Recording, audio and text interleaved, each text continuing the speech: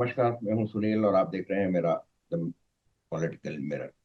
सबसे पहले मैं आपसे रिक्वेस्ट कर दूं कि आपने अगर मेरा ये चैनल सब्सक्राइब नहीं किया तो इसे अवश्य सब्सक्राइब कर लें। और यदि आपको ये वीडियो अच्छा लगा तो इसे लाइक करें और अपने दोस्तों के साथ शेयर करें। अह, आखिरी में मैं ये सूचना नहीं देना चाहता क्योंकि उस समय तक आप मेरे जो विचारों से काफ़ी इंटीग्रेट हो जाते हैं और आपके मन में वही विचार रहते हैं, तो उससे पहले मैं ये संदेश दे रहा हूँ। खैर, शुरू करते हैं। आज मैं फिर बात करूंगा दिल्ली के इलेक्शंस की। दिल्ली में कल जो मुख्य चुनाव आयुक्त राजीव कुमार, उन्होंने दिल्ली में इलेक्शंस के पोलिंग की डेट डिक्लेयर कर दी। 8 तारीख, 5 तारीख को पोलिंग होगी, 5 फरवरी को, और 8 तारीख को वोटों की गिनती शुरू होगी, और 17 जनवरी जो है वो नामांकन की अंतिम तिथि होगी।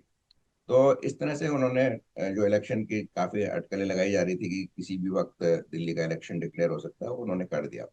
दिल्ली में इस बार इलेक्शन में आज, जैसा कि आपको मालूम है, आम आदमी पार्टी अपनी तीसरी टर्म के लिए लड़ रही है, और उसको खासी चुनौती इस बार बीजेपी दे रही है, और बीजेपी काफी इस बार दिल्ली को गंभीरता से ले रही है। और कांग्रेस भी, जिसका कि लोकसभा 2024 के चुनाव में आपके साथ गठबंधन था और वो सात की सातों सीटें हारे थे, ये गठबंधन जिसको इंडी गठबंधन कहते हैं, तो वो भी इस बार इंडिपेंडेंटली यानी अपने ही दम पर लड़ने की कोशिश कर रही है। और कहीं ना कहीं वो उनके लिए एक्चुअली जैसे क्रिकेट में होता है किंग्स पेयर, तो उनके पास तो किंग्स ट्रिपल है, क्योंकि पिछले 3 लोकसभा सीटों में उनको एक भी सीट नहीं मिली, और किंग्स पेयर है कि पिछले 2 विधानसभा सीटों में यानी 2015 और 2020 के चुनाव में भी उनको एक भी सीट नहीं मिली थी। तो वो किसी तरह कोशिश करेंगे कि अपना खाता खोलें। अब इस चुनाव को बीजेपी कितनी गंभीरता से ले रही है, इसका इसी से संकेत मिलता है कि उन्होंने परवेश वर्मा और विदुड़ी, रमेश विदुड़ी जैसे तेज तर्रार या फायर ब्रांड जिसको अंग्रेजी में कहते हैं, नेताओं को चुनाव मैदान में उतारा है। और उनको भी वर्तमान और भूतपूर्व मुख्यमंत्री के विरुद्ध यानी कि केजरीवाल के अगेंस्ट में परवेश वर्मा को नई दिल्ली सीट से खड़ा किया जाए, और कालकाजी में जो सिटिंग एमपी है, सिटिंग मुख्यमंत्री हैं, आतिशी मारलेना, उनके खिलाफ रमेश विदुड़ी हैं। और रमेश विदुड़ी ने ऑलरेडी एक विटिपरेटिव या अब्यूसिव, एक तरह से कहें तो, जो कि संसदीय भाषा नहीं है, उनका इस्तेमाल करना शुरू कर दिया है। और वो आगे भी इस तरह के भाषा का उपयोग करते रहेंगे। हालांकि भारतीय राजनीति में एक परंपरा ही रही है कि आप कुछ भी बोल दीजिए, आपने मैसेज तो कर में कर दिया, आपने गाली तो दे दी, बाद में उसके लिए क्षमा मांग लीजिए। तो उन्होंने भी जैसे जो बात उन्होंने प्रियंका वाड्रा गांधी के बारे में कही या फिर आतिशी के बारे में कही, उस पर उन्होंने खेद प्रकट कर दिया। और बीजेपी ने भी ये कह दिया कि हाँ, उनको ऐसा नहीं कहना चाहिए था।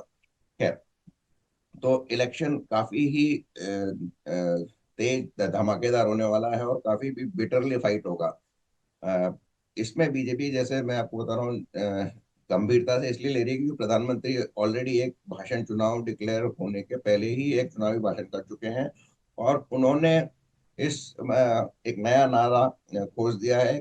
तुरंत इस एक्सटेम्पो उनके मुंह से निकला, या फिर कोई प्लान्ड वे में या किसी का सजेस्ट किया हुआ, ये तो नहीं पता, लेकिन प्रधानमंत्री ऐसे नारों को स्वयं इजाद करने में सक्षम है, और पहले भी करते रहे। जैसा कि उन्होंने 2017 के उत्तर प्रदेश विधानसभा चुनाव में किया था, जिसमें एक म्यूजिकल नारा था मुलायम सिंह यादव के पुत्र अभिषेक यादव की तरफ से कि कार काम बोलता है। तो इसके जवाब में प्रधानमंत्री ने नारा दिया था कि काम नहीं, अ,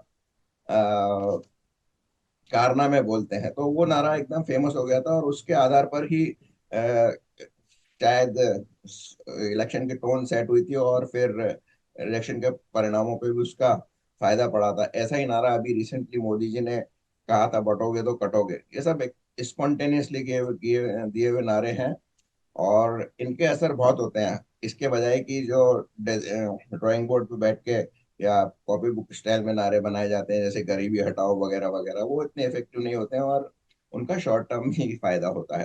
तो नरेंद्र मोदी जी ने आप सरकार को आपदा सरकार कह दिया, और उन्होंने सीधा सीधा आपदा से रेफरेंस ये दिया। एक तो उन्होंने बताया कि दिल्ली में कोई भी विकास का कार्य नहीं हुआ। और दूसरा, उन्होंने एक बहुत ही स्पष्ट बात कही कि जब देश पे विश्व में आपदा आई थी तब दिल्ली सरकार के मुख्यमंत्री, जो कि अपने आप को आम आदमी कहते हैं, वो करोड़ों रुपए का शीश महल बनवा रहे थे। और शीश महल में पर्दे, टॉयलेट, किचन, जिम, जो भी कुछ है, सारी बातें आपसे छिपी हुई नहीं है। तो उनके बारे में उन्होंने कहा कि वो बनवा रहे थे और अपने ऐशो आराम के बंदोबस्त कर रहे थे, जबकि दिल्ली में आपदा आई हुई थी। तो ये एक बेसिकली आपदा सरकार का नारा देके प्रधानमंत्री ने टोन सेट कर दिया। और शायद वो इसमें आगे भी इन्वॉल्व रहेंगे, और उन्होंने शायद इस बार दिल्ली का प्रचार और जिताने का जिम्मा अपने हाथों ले लिया है। तो ये तो बीजेपी की कहानी हुई, क्योंकि कैंडिडेट लिस्ट में भी काफी खतरनाक और प्रधानमंत्री का आना। और उत्तर प्रदेश से योगी आदित्यनाथ आएंगे और बटोगे कटोगे तो जरूर चलेगा यहाँ भी। और दूसरी एक बात जो मैंने आपको पहले भी बताई थी कि जो महाराष्ट्र में आरएसएस के दल थे जिन्होंने चुनाव मैनेज किया था, बिल्कुल ग्राउंड लेवल पे, ग्राउंड जीरो लेवल पे, वो महाराष्ट्र के चुनाव परिणाम निकलने से पहले ही दिल्ली शिफ्ट कर दिए गए हो गए हैं। और चुपके से ग्राउंड लेवल पर बिना किसी हल्ले गुल्ले के वो काम कर रहे हैं। और शायद कुछ किसी ने एक सभाओं की संख्या भी बताई थी, मुझे याद नहीं है, पर कितना सच है मुझे मालूम नहीं। तो बीजेपी की पूरी तैयारी है। आ, आम आदमी पार्टी तो वैसे ही करप्शन के केसों में घिरी हुई है। उसके बाद बीजेपी का ये अटैक है। और बीजेपी जैसा 2024 के लोकसभा चुनाव में हारने के बाद जो वो एक सबड्यूड पार्टी रहती थी या डिफेंसिव रहती थी, अब वो काफी एग्रेसिव हो गई है अपनी अप्रोच में और हिंदुत्व पे भी। तो उसका भी इस चुनाव पर डेफिनेटली असर पड़ेगा। अब बात करते हैं आम आदमी पार्टी की। आम आदमी पार्टी तो करप्शन से जैसे घिरी हुई है, उन्होंने चीफ मिनिस्टर भी बदलना पड़ा एक्चुअली। और एक कंफ्यूजन की स्थिति भी है लोगों के दिमाग में कि एक्चुअली भी चीफ मिनिस्टर है कौन और चुनाव के बाद कौन होगा। अरविंद केजरीवाल कहते हैं कि मैं जनता के कोर्ट से फैसला लेके वापस से चीफ मिनिस्टर बनूंगा, लेकिन जनता जो उनकी बेल कंडीशन है उसमें वो चीफ मिनिस्टर नहीं के पद का कोई भी कार्य नहीं कर सकते। तो क्या फिर एक तरह से जैसे भारत के राष्ट्रपति होते हैं, साइनिंग अथॉरिटी भी नहीं होते हैं, केवल ऑर्नामेंटल पोस्ट लेके बैठेंगे। तो ऐसा नहीं होगा, वो झूठ बोल रहे हैं। संविधान कानून के अनुसार वो ऐसा नहीं कर सकते हैं। तो या तो आतिशी को उनको मुख्यमंत्री बनाना पड़ेगा या फिर कोई दूसरा मुख्यमंत्री बनाना पड़ेगा। मनीष सिसोदिया भी चुप बैठने वाले नहीं है। और हो सकता है अगर आसपास रहे बहुमत के आम आदमी पार्टी, तो फिर उसमें दो टुकड़े भी हो सकते हैं, जिसमें कुछ लोग मनीष सिसोदिया के साथ जा सकते हैं, बाकी अरविंद केजरीवाल के साथ रह सकते हैं। और अगर आम आदमी पार्टी चुनाव हार गई तो ये कहानी खत्म हो जाएगी केजरीवाल की, और उनको फिर शायद एक लार्ज पार्ट ऑफ अपना लाइफ वो जेल में बिताना पड़े। आम आदमी पार्टी पे अभी वैसे तो जो अब्यूजिव लैंग्वेज मतलब वोकल अटैक किया था रमेश बिगुड़ी ने, उसके अलावा अब एक और टेक्निकल या कानूनन अटैक उन पे आ गया है कि आतिशी मारलेना को शीशमहल खाली करने के लिए बोला गया है दिल्ली पीडब्ल्यूडी द्वारा, और उनको दो तीन और ऑल्टरनेट स्थान सजेस्ट किए गए हैं। ये उस दिन किया गया जिस दिन की चुनाव डिक्लेयर होने वाले थे। तो इसमें एक फैक्टर था कि बीजेपी ने रिस्क ली है क्या। कुछ लोगों का कहना है कि ऐसा करने से आम आदमी पार्टी और मारलेना आतिशी को कुछ सहानुभूति मिल सकती है। लेकिन मैं नहीं समझता हूँ कि अभी सहानुभूति सहानुभूति का खेल देश में होता है। सहानुभूति फैक्टर दो बार ही हुआ था, एक इंदिरा गांधी की मृत्यु के बाद और एक राजीव गांधी की मृत्यु के बाद। लेकिन अगर सहानुभूति को किस तरह से टेक्टिकली यूज करना है, ये अगर अरविंद केजरीवाल शरद पवार से सीख जाते तो वो अ, दिल्ली में लोकसभा में भी कुछ सीटें जीत सकते थे। हुआ है कि 2019 के चुनाव के पहले महाराष्ट्र में एक शरद पवार ने खुद ही अफवाह फैलाई कि उसको एनफोर्समेंट डायरेक्टरेट ने समन किया है पूछताछ के लिए। जबकि उसको उसने ग्राउंड लेवल पे लेके अपने जो कैडर था उनको उत्साहित कर दिया या उकसा दिया। तो जबकि ईडी ने डिनाई किया था कि हमने ऐसा कोई नहीं किया है, और फिर वो अपने आप ही अपने से ही ऑफिस ओन मतलब अपने खुद के स्वयं के डिसीजन से ही वो ईडी ऑफिस पहुंच गए, जबकि ईडी ने उनको बुलाया नहीं था। तो ये सारा करके उन्होंने एक माहौल क्रिएट किया सिंपैथी का इसका परिणाम ये होगा कि बीजेपी की सीटें और जो महायुति तो क्या, जो एनडीए की सीटें हैं वो उस समय 2019 के चुनाव में काफी कम हो गई थी, और कांग्रेस और एनसीपी की सीटें काफी बढ़ गई थी। और अंततः वो पावर में भी आ गए, विकास अघाड़ी बना के। तो इस तरह का खेल खेलने में अरविंद केजरीवाल सक्षम नहीं है। वो चालबाजियां करना चाहते हैं, धूर्तता करना चाहते हैं, जबकि असली चालबाजी जो चाणक्य नीति है वो शरद पवार चाहते हैं। तो अगर वो उस समय जब ईडी को ने उनको एक सम्मन दिया, दो सम्मन दिया, तीन सम्मन दिया, वो उसके पहले ही अगर चले जाते तो उनको जरूर कुछ सहानुभूति मिलती। ऐसा ही आतिशी मारलेना ने रो धो के जो किया, वो तो सीधा सीधा लगता है कि वो नाटक है, यानी अभिनय कर रही है, तो उसका भी लोगों पे कोई फर्क नहीं पड़ेगा। तो सहानुभूति में आम आदमी पार्टी ले सकती थी, लेकिन अभी वो उसको भुनाने में असफल रही। तो ये दो, एक तो जो वोकल अटैक उन पे हो रहे हैं, और दूसरा जो ये घर खाली कराने के बाद ये बीजेपी ने जो दाव खेला है, या बीजेपी ने, सरकार ने खेला है, इसका इस भी चुनाव पे असर पड़ेगा। लेकिन जैसा नरेंद्र मोदी की आदत है, वो चुनाव हारने से डरते नहीं है, और जो उनको करना है वो करके ही रहते हैं। और क्योंकि ये डेफिनेटली इससे संपत्ति उनको मिल सकती थी, लेकिन उन्होंने इस बारे में कुछ नहीं सोचा। उन्होंने डेफिनेटली उसको ऑर्डर दिलवा दिए कि उनको मकान खाली करना है, यानी वो जो शीशमहल खाली करना है। कारण ये बताया जाता है कि ये सीक्रेटली ने कहा कि क्योंकि ये सीबीआई इंक्वायरी चल रही है और बार बार सीबीआई के लोगों को वहां आना पड़ता है, तो और उसमें काफी असुविधा होती है, और आपको भी असुविधा होती है, तो आपको असुविधा नहीं हो इसके चलते हम आपको दूसरा एक ऑल्टरनेट दे रहे हैं। तो आम आदमी की पार्टी की बात तो यही है, उसको करप्शन चार्जेस के इसमें चुनाव लड़ना है। और लेकिन वो फ्रीबीज के मामले में कहीं भी पीछे नहीं हट रही है।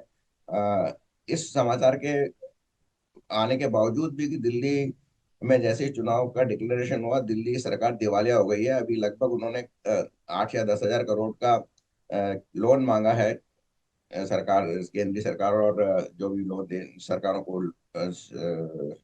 फाइनेंस प्रोवाइड करती है उनसे।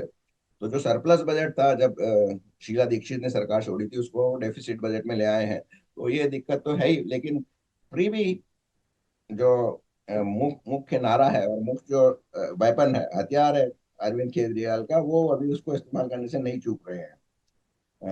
जो भी सरकार बन के आएगी, अगर आम आदमी पार्टी की सरकार आएगी, तो वो तो उनका तो उस पर कोई फर्क नहीं पड़ता है। अरविंद केजरीवाल मेरे समझ में एक बेशरम आदमी है, वो इसी तरह आगे रहेगी। लेकिन अगर बीजेपी या कांग्रेस की सरकार आती है, कांग्रेस की सरकार के चांसेस कम है, तो फिर निश्चित रूप से ये एक समस्या होगी, उनको मैनेज करने में काफी मुश्किल होगी। लेकिन अगर बीजेपी आती है तो केंद्र की मदद से वो दिल्ली को बाहर ले जाएंगे, और जो रुके हुए प्रोजेक्ट्स हैं या नए प्रोजेक्ट्स हैं वो चालू करेंगे।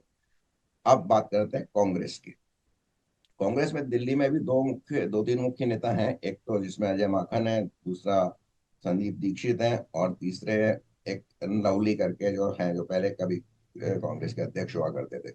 लेकिन खबर ये आ रही है कि राहुल गांधी कन्हैया कुमार को वहां का सीएम पे कैंडिडेट घोषित कर रहे हैं या करने जा रहे हैं। मेरे को इसकी कोई निश्चित खबर नहीं है, लेकिन अ, इसका खबर का आना सेल्फ इस कांग्रेस के जो दिल्ली नेताओं को एक सांसद की अवस्था में ले जाता है। और फिर कांग्रेस कैडर में भी, वैसे तो दिल्ली में कैडर है ही नहीं, कांग्रेस किसके बेस पे लड़ेगी ये मुश्किल है कहना। और कांग्रेस की कोई स्ट्रेटेजी भी नहीं है। और ऐसा और सुनने में आया है कि कुछ चुनाव के पहले राहुल गांधी खुद विदेश चले गए हैं। तो कांग्रेस का एक ही हथियार है जो शुरू से रहा है, वो है मुस्लिम वोट्स। तो मुस्लिम वोट्स का शायद इस बार उन्होंने, मतलब फ्रेंचाइजी या ठेका पूरा उनके पास है कांग्रेस का। ये कर्नाटका और तेलंगाना के चुनाव के साथ शुरू हुआ था, और इनका उनको खासा फायदा 2024 में हुआ था। मैं नहीं मानता कि मुस्लिम वोट्स कोई डिसाइडिंग फैक्टर होते हैं, लेकिन जो एक हमारा मीडिया है, एक इस तरह का बना रखा है कि उनके पास एक वीटो होता है मुस्लिम का, और जिसको मुस्लिम चाहते हैं सरकार उसी की बनती है, हालांकि वो माइनॉरिटी है और माइनॉरिटी में ही रहना चाहते हैं। तो कांग्रेस कन्हैया कुमार को क्यों चीफ मिनिस्टरियल कैंडिडेट घोषित कर रही है, ये मेरे समझ से बाहर है। लेकिन इतना जरूर है कि वो एक वामपंथी विचारधारा के हैं, और राहुल गांधी भी अब एक मार्क्सवादी भी हो गए, जैसा कि उनका कार्यकलापों से लगता है कि बांटेंगे वो सारे पैसे इकट्ठे करके बांटेंगे, जातीय जनगणना, जिसकी जितनी संख्या, उसका भागीदारी वगैरह वगैरह। तो ये सब कंफ्यूजिंग स्टेटमेंट है। कांग्रेस के पास कोई स्ट्रेटेजी नहीं है, ना ही उनके पास दिल्ली में कोई प्रचार तंत्र है जो आरएसएस बैक बीजेपी को और पॉपुलर केजरीवाल को मुकाबला कर सके। लेकिन अगर जैसे उनका 2014 के इलेक्शन में हुआ था, 8-10 सीट आ गई, तो फिर वो बार्गेनिंग पोजीशन में जरूर हो जाएंगे। ऐसा होगा कि नहीं होगा ये तो समय बताएगा। तो देखते हैं। उधर से एक बिहार से खबर आ रही है कि वहां भी एक प्रशांत किशोर को गिरफ्तार कर लिया गया था, और पुलिस ने उनके साथ काफी बदतमीजी भी की है, शायद झापड़ नापड़ भी मारा था। तो उनका भी एक जन्म हो गया है नेता के तौर पे। आपको याद होगा कि ममता बनर्जी भी पहले एक बार पुलिस के ट्रक पे चढ़ गई थी, पुलिस की वैन पे चढ़ गई थी, और वहीं से वो नेता बनी और अंततः वो मुख्यमंत्री बनी और आज भी मुख्यमंत्री है। तो देखते हैं प्रशांत किशोर का क्या होता है। लेकिन दिल्ली में जो ये त्रिकोणीय संघर्ष की बात की जा रही है, वह हाफ त्रिकोण इसको जरूर मान लेते हैं, संपूर्ण नहीं है ये। देखते हैं क्या होता है। और आप भी देखिए, ज्यादा दूर नहीं है अब। 8 तारीख है आज। आज भी 8 तारीख, आज 9 तारीख हो गई। एक महीने के में सबको पता चल जाएगा कि क्या हो रहा है। हाँ, बीजेपी में के पास एक ट्रम्प कार्ड है जो उन्होंने छुपा के रखा है, और वो शायद वो 17 तारीख जो चुनाव नॉमिनेशन के आखिरी दिन है, उसी दिन बताएगी, और वो होगा नुपुर शर्मा का। मेरा पक्का मानना है कि नुपुर शर्मा को बीजेपी या तो अ, अपना कहीं से कैंडिडेट बनाएगी, और अगर कैंडिडेट नहीं बनाया तो पूरी सिक्योरिटी के साथ उनको जम के इस्तेमाल किया जाएगा चुनाव प्रचार में। तो इसी विचार के साथ मैं आपको छोड़ देता हूँ। बहुत बहुत धन्यवाद यहाँ तक बने रहने के लिए।